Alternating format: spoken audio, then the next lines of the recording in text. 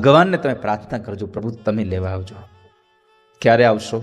તો કે તમારું ભજન કરતા હોય અને લઈ જાજો. પછી એ લેવા આવે એટલે નિમિત્ત તો ગમે તેને બોલાવે. અકસ્માત પણ નિમિત્ત બને, હાર્ટ એટેક પણ નિમિત્ત બને, કોઈ પણ વસ્તુ XYZ. ઘણા વર્ષો થઈ ગયા કથાને, આજે યાદ કરતા આનંદ થાય. ઘણા વર્ષો થઈ ગયા કથા હાલતી હતી અને ખૂબ પબ્લિક હતું. અને એમાં 7મા દિવસે કથા પૂરી થઈ. અહીંયા મેં એમ કહ્યું કે પરીક્ષિત મહારાજને સર્પ ડંખ આપે એની પહેલા પરીક્ષિત મહારાજનો પ્રાણ નીકળ્યો અને ભગવાનના ધામમાં ગયો. પછી તક્ષક નાગે પરીક્ષિતના શરીરને ડંખ આપ્યો. ભગવાન ભાગવતની કથાનો જયકાર કર્યો અને કથા મંડપમાં એક માજીએ પ્રાણ છોડી દીધા. આ ઘણા વર્ષો થઈ ગયા કથાને. પછી તો એના પરિવારે જ્યારે એ માતાજીની એ બાની જ્યારે સ્મશાન યાત્રા કરીને તો સાઉન્ડ સિસ્ટમ સાથે જ લઈ ગયા કે આવું મૃત્યુ મળે ક્યાં. 7 દિવસની ભાગવત સાંભળીને ભગવાનના ધામમાં જતા રહ્યા. અને આપણે તો આજ નહીં તો કાલે જવાનું તો છે જ. હા, ડર લાગે છે કે નહીં ને હું વયો જઈશ તો,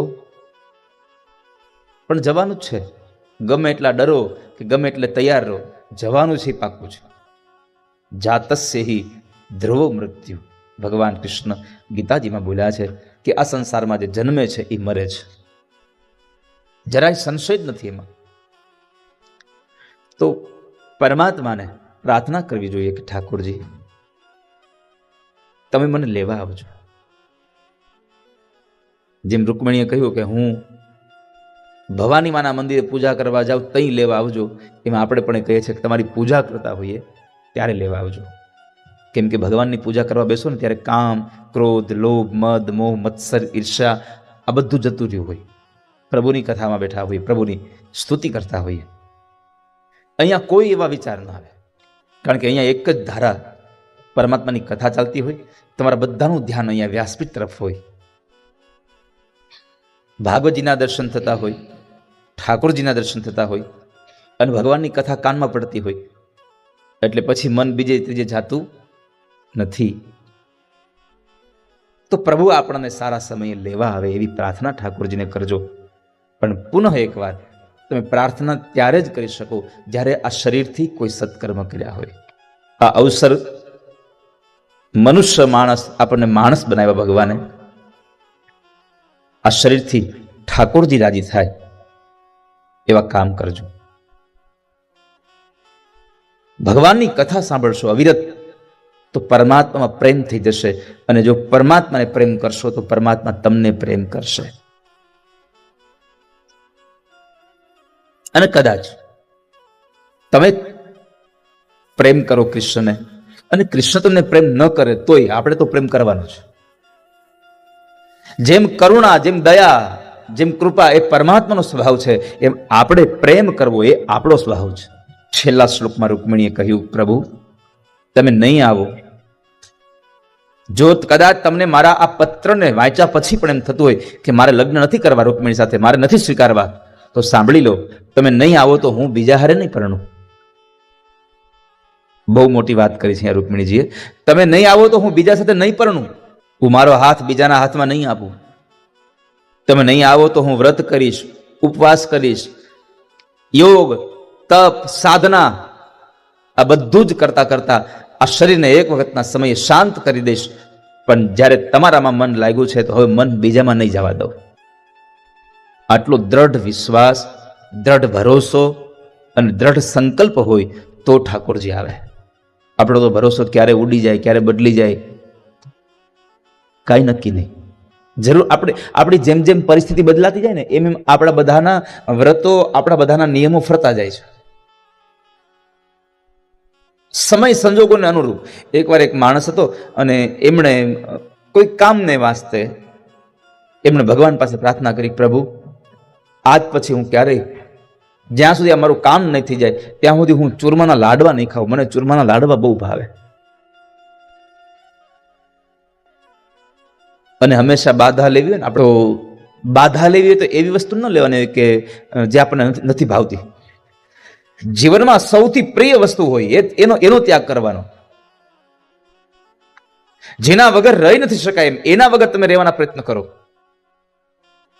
એનું કષ્ટ તમે વેઠો તો બરાબર છે.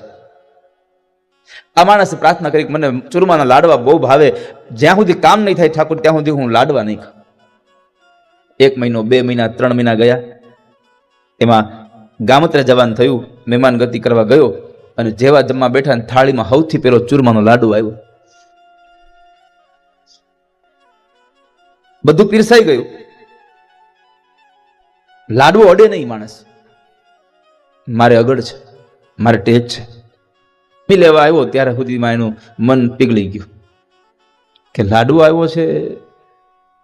પછી એને પ્રાર્થના કરી, હે બાધામાં, લાડવા ઉપરથી ઊભી થા ને ડાળ ઉપર જા.